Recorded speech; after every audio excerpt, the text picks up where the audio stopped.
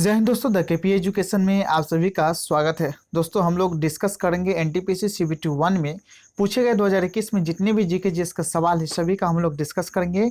ये set number 8 है। इससे पहले 7 सेट आ चुका है और बीच में 2-3 दिन का 2-3 दिन नहीं 4-5 दिन का गैप हो गया था क्योंकि मेरा माइक खराब हो गया था, जिस वजह से वीडियो नहीं बना पा रहे थे। तो ये सेट नंबर 8 है। आपको लगभग 8 बजे ये लेक्चर मिल जाएगी। 8 बजे से पहले मिल सकती है लेकिन 8 बजे के बाद निश्चित तौर पे जो है मिल ही जाएगी।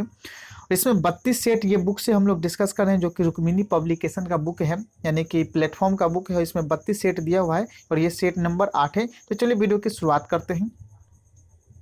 वीडियो शुरू करने से पहले आपसे एक सिर्फ रिक्वेस्ट है कि अगर वीडियो अच्छा लगा तो लाइक कर दीजिएगा और चैनल को सब्सक्राइब कर लीजिएगा, ठीक है। तो चलिए वीडियो की शुरुआत करते हैं और आज हम डिस्कस करेंगे 4 जनवरी 2021 शिफ्ट 2 में जो सवाल पूछा गया था उसके बारे में। तो सबसे पहला प्रश्न है, हमारे शरीर में वसा संचायक ऊतक कौन सा है? तो इसका आंसर हो जाएगा ऑप्शन नंबर बी, एडिपोज ऊतक। एडिपोज ऊतक जो है हमारे शरीर में वसा का संचयन करता है। चलिए अगला प्रश्न है, नाभिकीय ऊर्जा उत्पादन क्षेत्र और सार्वजनिक क्षेत्र के उपक्रमों के बीच संयुक्त उद्यम करने की अनुमति देने के लिए संसद द्वारा परमाणु ऊर्जा संशोधन विधेयक कब पारित किया गया? तो ऑप्शन नंबर डी सही है, 2015 में। देखिए 2015 में जो है एक परमाणु ऊर्जा संशोधन विधेयक पारित किया गया, जिसमें क्या दिया गया, तो जिसमें जो है ये संसद द्वारा अनुमति दिया गया कि परमाणु ऊर्जा का जो निकास हो, उत्पाद हो या शोध हो, ये जितनी भी संबंधित फैक्ट्री लगेगी या जो भी संयंत्र होगा वो लाइसेंसधारी फैक्ट्री या लाइसेंसधारी कंपनी को ही दिया जाएगा, बिना लाइसेंसधारी कंपनी को नहीं दिया जाएगा। इस अधिनियम के द्वारा जो है, इससे पहले जो अधिनियम बना था सन 1962 में, जो ये अधिनियम बना था परमाणु ऊर्जा से संबंधित, उसमें संशोधन किया गया था 2015 में, ठीक है। और आपको पता होनी चाहिए कि हमारे भारत में जो विद्युत ऊर्जा का उत्पादन होता है, उसमें लगभग 3.3% विद्युत ऊर्जा का उत्पादन नाभिकीय ऊर्जा से होता है। अब यहाँ पर प्रश्न ये भी बनता है कि हमारे भारत में जो है नाभिकीय ऊर्जा संयंत्र कौन कौन सा है, तो आपको हम उंगली पे गिना सकते हैं। आपको जैसे कि आपको कैगा हो गया, कर्नाटक में हो गया, कुडनकुलम तमिलनाडु में हो गया, कलपक्कम भी तमिलनाडु में हो गया। इस प्रकार आपका पूरा लिस्ट है आपको नाभिकीय ऊर्जा संयंत्र का। तो आप मुझे कमेंट सेक्शन में बताइएगा आपको कौन कौन से ऊर्जा संयंत्र के याद है। हम अगले दिन जो है इस टॉपिक में शेयर कर देंगे, मतलब अगले वीडियो में इस टॉपिक को मैं ऐड कर दूंगा, आपको मैं बता दूंगा कि कौन कौन सा नाभिकीय ऊर्जा हमारे भारत में उपलब्ध है। चलिए अगला प्रश्न है, यूनिसेफ का मुख्यालय कहाँ पर है? तो इसका आंसर हो जाएगा ऑप्शन नंबर ए, यूनिसेफ का मुख्यालय जो है न्यूयॉर्क में है। न्यूयॉर्क कहाँ पड़ता है? तो भाई ये अमेरिका में पड़ता है, ठीक है। तो यूनिसेफ का मुख्यालय कहाँ पर है? तो न्यूयॉर्क अमेरिका में है।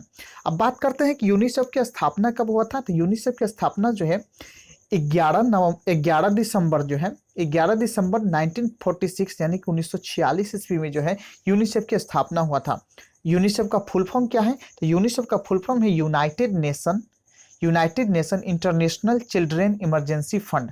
यूनिसेफ का ये फुल फॉर्म है, ठीक है। तो एक और खास बात याद रखिएगा कि यूनिसेफ को जो है 1965 ईस्वी में जो है नोबेल पुरस्कार दिया गया था शांति के क्षेत्र में। इसमें कितना देश शामिल है? तो 191 देश जो है यूनिसेफ में शामिल है, ठीक है। और इसका मुख्यालय कहाँ पर है? तो न्यूयॉर्क में है। अगला प्रश्न है, 1875 में मोहम्मदन एंग्लो ओरिएंटल कॉलेज की स्थापना किसने की थी, जो बाद में अलीगढ़ मुस्लिम विश्वविद्यालय बना? तो ऑप्शन नंबर सी सही है, सैयद अहमद खान। सैयद अहमद खान ने जो है 1875 ईस्वी में मोहम्मदन एंग्लो ओरिएंटल कॉलेज की स्थापना किया था, जो बाद में अलीगढ़ मुस्लिम यूनिवर्सिटी बन गया, ठीक है। चलिए अगला प्रश्न है, प्रख्यात समाज सुधारक और महिला शिक्षा के लिए कार्य करने वाली पंडित रामाबाई सरस्वती किस भाषा के महान विदुषी थे? तो ऑप्शन नंबर सी सही है, संस्कृत भाषा की जो है महान विदुषी थी पंडित रामाबाई। पंडित रामाबाई किस भाषा के महान विदुषी थी? तो संस्कृत भाषा की। चलिए अगला प्रश्न है कि संयुक्त राष्ट्र सुरक्षा परिषद के अस्थायी सदस्यों का कार्यकाल कितना वर्ष का होता है? तो ऑप्शन नंबर सी सही है, 2 वर्ष का कार्यकाल होता है। देखिए संयुक्त राष्ट्र सुरक्षा परिषद में 2 प्रकार के सदस्य देश होते हैं। पहला होता है अस्थायी सदस्य देश और दूसरा होता है अस्थायी सदस्य देश। अस्थायी सदस्य देश में जो है 5 देश आते हैं, जबकि अस्थायी सदस्य में जो है 10 देश आते हैं। यानी कि टोटल जो सदस्य देश होता है कितना है? तो टोटल होता है 15। कितना होता है? 15 सदस्य देश होता है, जिसमें 5 अस्थायी और 10 अस्थायी। आप मुझे कमेंट सेक्शन में बताइएगा कि संयुक्त राष्ट्र सुरक्षा परिषद का जो है अस्थायी सदस्य कौन कौन सा देश है। ठीक है, जिसमें से मैं आपको थोड़ा सा हिंट दे देता हूँ कि चाइना है, उसके बाद आपको फ्रांस है, अमेरिका है, रूस है, ब्रिटेन है। यही 5 तो देश है। ठीक है, ये सब जो क्या है? अस्थायी सदस्य देश हैं संयुक्त राष्ट्र सुरक्षा परिषद का। चलिए, इसकी स्थापना कब कब हुआ था संयुक्त राष्ट्र सुरक्षा परिषद का? तो 1945 में, यानी कि 1945 ईस्वी में जो है संयुक्त राष्ट्र सुरक्षा परिषद की स्थापना हुआ था, यूएन सिक्योरिटी काउंसिल के।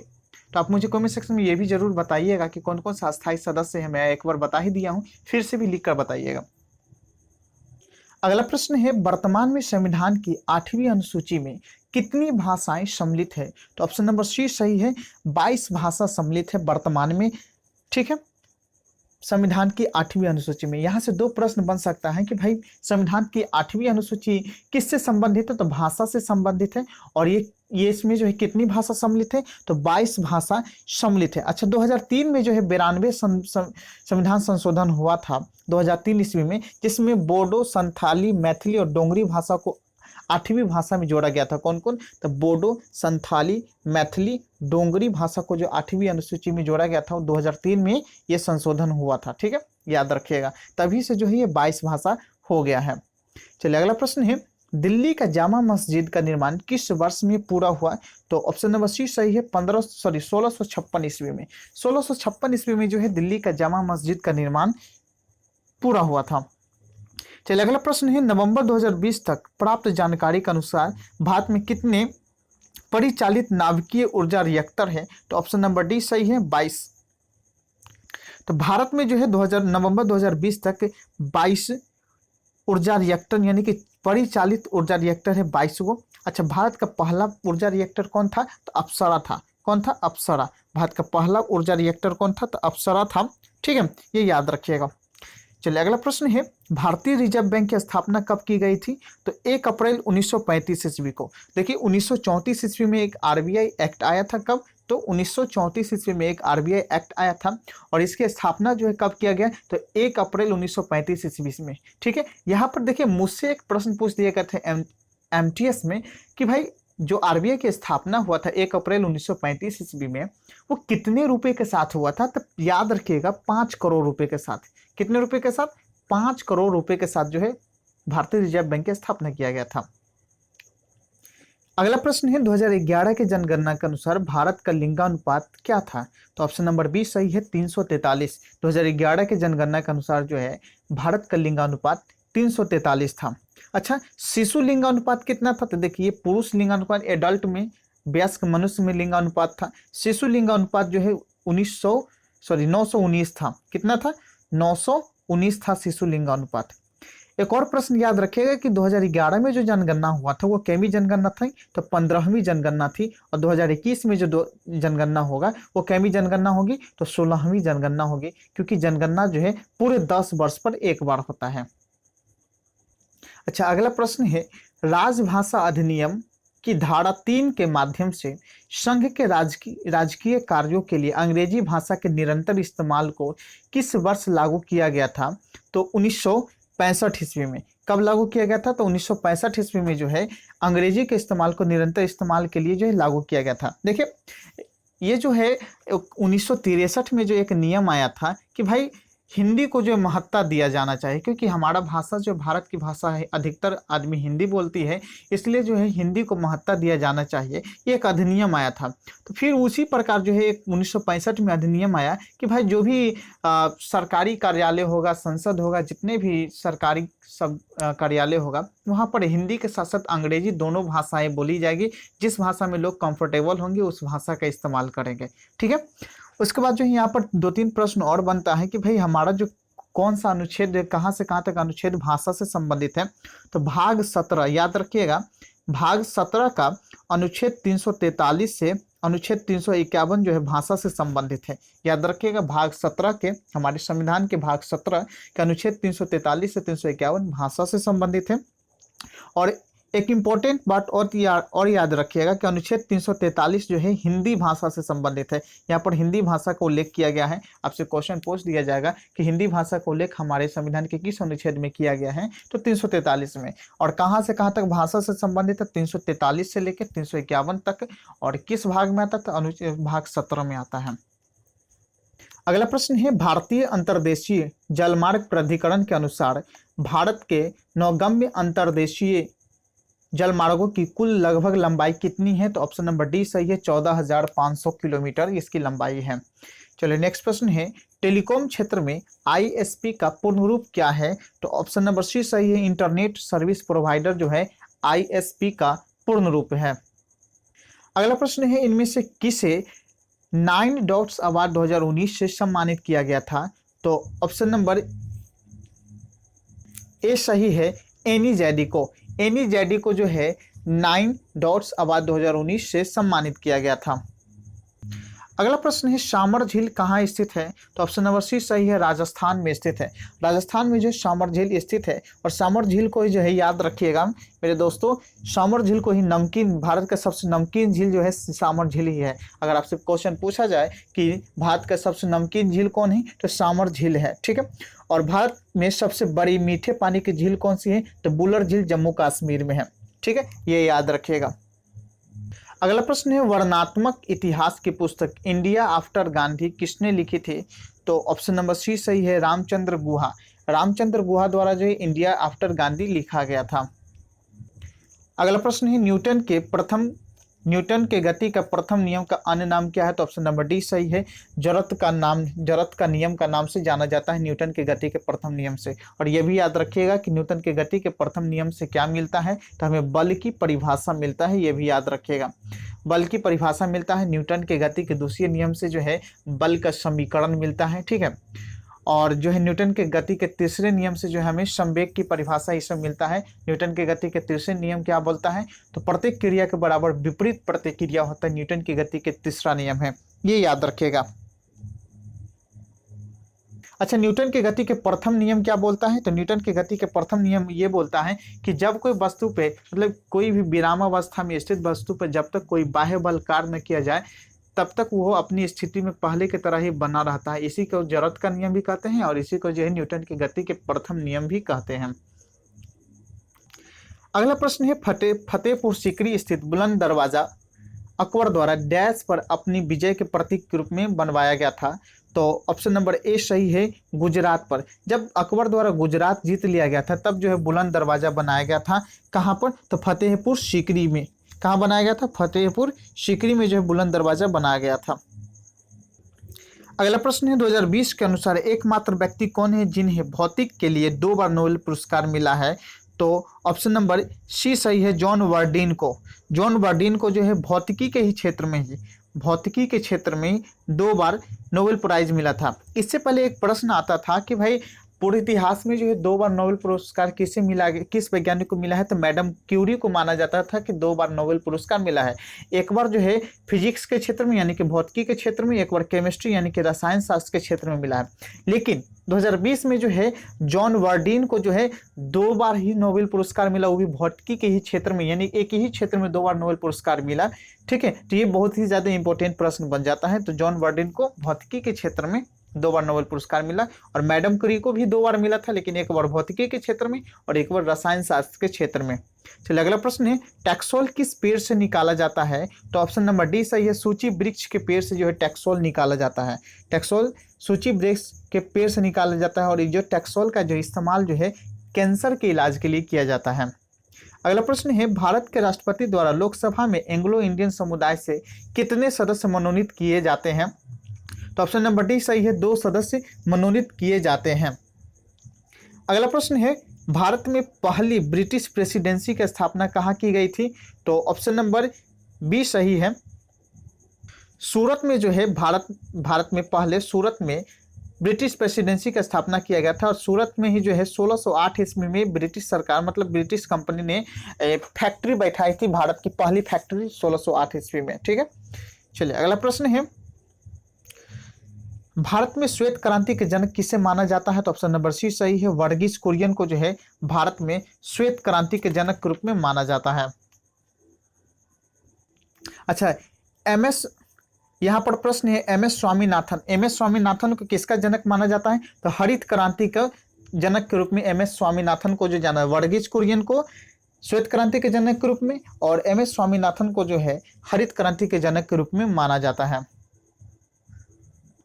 अगला प्रश्न है, स्वच्छ सर्वेक्षण 2020 के अनुसार भारत का कौन सा शहर सबसे स्वच्छ शहर यानी कि 10 लाख से नीचे के श्रेणी में घोषित किया गया है? तो ऑप्शन नंबर सी सही है, इंदौर को।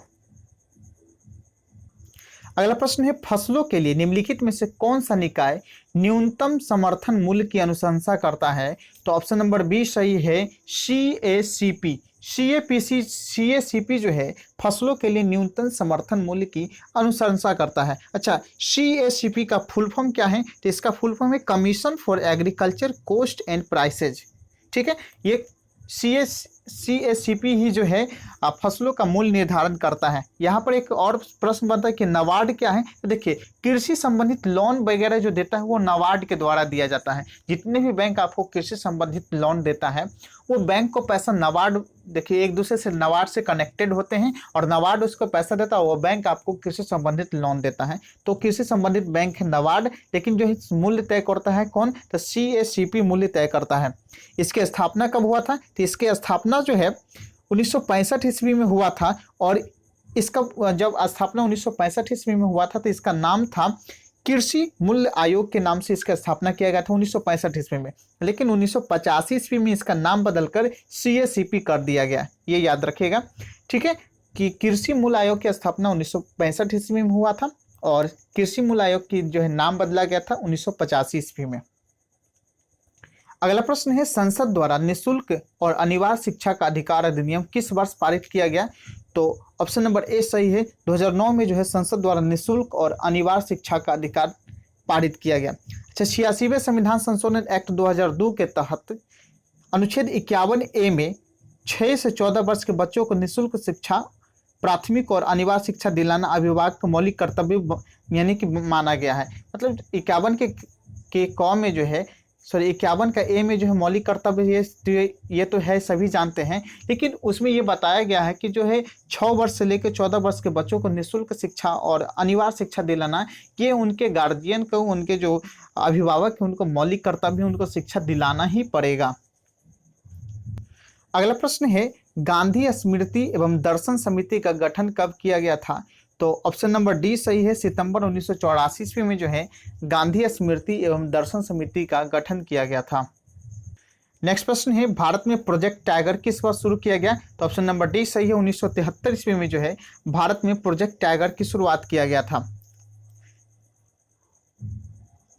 नेक्स्ट प्रश्न है, नवंबर 2020 के अनुसार भारत का नवीनतम उच्च न्यायालय कहाँ बनाया गया? तो ऑप्शन नंबर सी सही है, आंध्र प्रदेश की राजधानी अमरावती में जो है भारत का नवीनतम उच्च न्यायालय बनाया गया था। अच्छा, वर्तमान में भारत में कितने उच्च न्यायालय हैं? तो ये याद रखिएगा, वर्तमान में भारत में 25 उच्च न्यायालय है। नेक्स्ट प्रश्न है, भारत में पहली यात्री रेलगाड़ी कब चली थी? तो 1853 ईस्वी में लॉर्ड डलहौजी के शासनकाल में, लॉर्ड डलहौजी के शासनकाल में जो है 1853 ईस्वी में भारत में पहली यात्री रेलगाड़ी चली थी। नेक्स्ट प्रश्न है, दूसरी वंदे भारत एक्सप्रेस किन शहरों के बीच चलती है? तो दिल्ली से कटरा के बीच में जो है दूसरी वंदे भारत एक्सप्रेस चलती है। और पहली कहाँ से कहाँ तक? तो देखिए, पहली जो है दिल्ली से कानपुर और दूसरी जो है दिल्ली से कटरा चलती है, ये याद रखिएगा। अगला प्रश्न है, विधवा पुनः विवाह की अनुमति देने वाला कानून यानी कि हिंदू विधवा पुनः विवाह अधिनियम किस वर्ष पारित हुआ था? तो ऑप्शन नंबर बी सही है, 1856 ईस्वी में जो है पारित हुआ था विधवा पुनः विवाह के समय में, विधवा पुनः विवाह अधिनियम। अगला प्रश्न है, ये कब पारित हुआ था? तो शायद 1857 ईस्वी में जो क्रांति हुई थी उससे 1 साल पहले जो है ये विधवा पुनः विवाह अधिनियम पारित हुआ था। और किसके शासनकाल में? तो लॉर्ड कैनिंग के शासनकाल में जो है ये अधिनियम पारित हुआ था। अगला प्रश्न है, जीसेट एक्टिस क्या है? तो ऑप्शन नंबर सी सही है, जीसेट एक्टिस जो है एक दूरसंचार उपग्रह है। नेक्स्ट प्रश्न है, ब्लूटूथ के आविष्कारकर्ता का नाम क्या है? तो ऑप्शन नंबर सी सही है, जॉब हॉटसन जो है ब्लूटूथ के आविष्कारकर्ता है। ठीक है, चलिए अगला प्रश्न है, सॉरी इसी में प्रश्न है कि बिल गेट्स किसका संस्थापक है, तो बिल गेट्स जो है माइक्रोसॉफ्ट का संस्थापक है। नेक्स्ट प्रश्न है, निम्नलिखित में से कौन सी नोबेल गैस है, तो ऑप्शन नंबर ए सही है, आर्गन जो है यहाँ पर नोबेल गैस है। याद रखिएगा कौन कौन सा नोबेल गैस है, तो helium, neon, argon, krypton, xenon, ठीक है, जेनोन और रेडोन, ये जो है कितना 6 गैस जो है ये आपको नोबेल गैस है। इसी को इनर्ट गैस भी कहा जाता है, इसी को अक्रिय गैस भी कहा जाता है, इसी को समूह 18 का गैस कहा जाता है या समूह 0 का गैस कहा जाता है, ये याद रखिएगा। अगला प्रश्न है, एमएस ऑफिस 2010 की एक्सेल वर्कबुक में डिफ़ॉल्ट तौर पर कितनी सीट्स शामिल होती है, तो ऑप्शन नंबर ए सही है, 3 सीट शामिल होती है। अगला प्रश्न है, भारत की दक्षिणतम बिंदु कौन सा है, तो ऑप्शन नंबर डी सही है, इंदिरा पॉइंट जो है भारत का दक्षिणतम बिंदु है। अगला प्रश्न है, चींटी के डंक में कौन सा अम्ल पाया जाता है, तो ऑप्शन नंबर डी सही है, मिथेनोइक अम्ल का पाया जाता है। अच्छा वेट एक और चीज़ याद रखिएगा, यहाँ पर जो मिथेनोइक अम्ल को ही जो है फॉर्मिक अम्ल कहा जाता है, मिथेनोइक अम्ल को फॉर्मिक अम्ल कहा जाता है, तो कन्फ्यूज मत होइएगा, चींटी के डंक में मिथेनोइक अम्ल या फॉर्मिक अम्ल पाया जाता है। ठीक है, अगला प्रश्न है, सुशील कुमार किस खेल के लिए ओलंपिक पदक जीता था, इसका ऑप्शन नंबर डी सही हो जाएगा, कुश्ती के लिए। सुशील कुमार ने जो है कुश्ती के लिए ओलंपिक में पदक जीता था। उसके बाद मुझे लगता है ये लास्ट प्रश्न है, हाँ ये लास्ट प्रश्न है इस वीडियो का। अगर वीडियो अच्छा लगा तो लाइक कीजिएगा, चैनल को सब्सक्राइब कीजिएगा इस तरह के वीडियो पाने के लिए, और रेलवे की अपडेट पाने के लिए, किसी भी सरकारी जॉब के अपडेट पाने के लिए। फिर मिलते हैं नेक्स्ट वीडियो में। जय हिंद।